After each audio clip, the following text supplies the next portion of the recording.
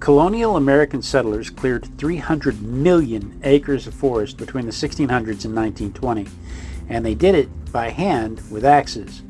That number is so massive it loses all meaning, but what makes it even more incredible is that the axes they brought from Europe were completely useless for the job.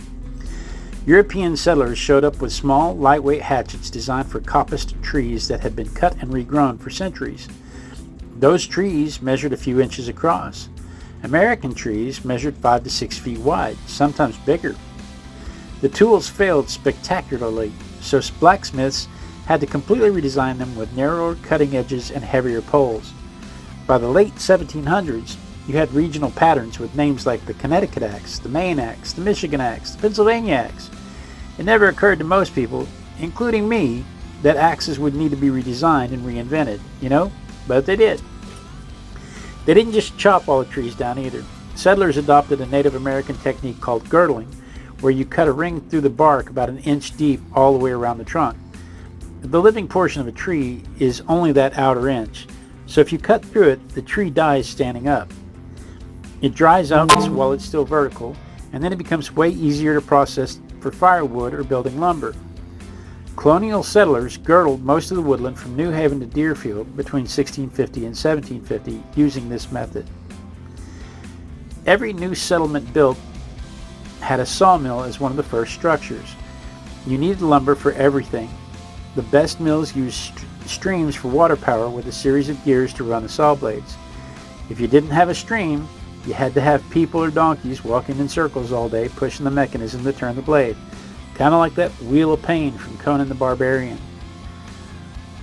William Penn tried to pass a conservation law in 1681 requiring settlers to leave 1 acre of trees for every 5 acres cleared, but the law got ignored or abandoned pretty quickly because people were desperate for farmland.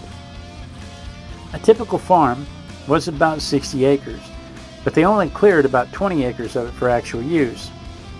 You'd have around 9 acres of meadow, 7 of pasture, 3 to 4 planted to grain, plus your house and garden space.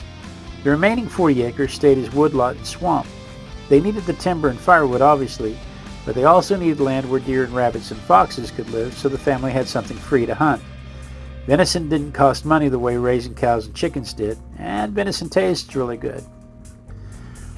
Modern fitness culture turned this historical back-breaking labor into aspirational training, which is wild when you think about it. Rocky and Thor showed Sylvester Stallone chopping wood in Siberia as part of his boxing preparation.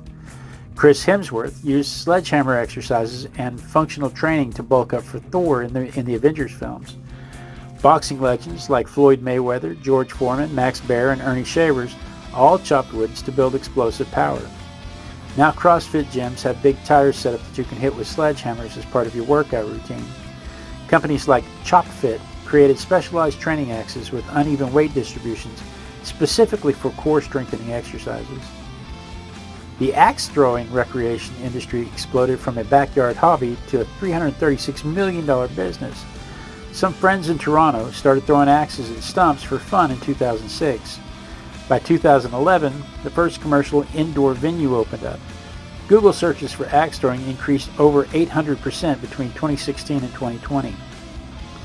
Today, there are approximately 360 axe throwing businesses operating across the United States with over 2,400 employees, mostly serving adults aged 21 to 35. People are literally paying money to drink and throw axes at targets. What settlers had to do to survive and build their lives, we now do for entertainment and fitness.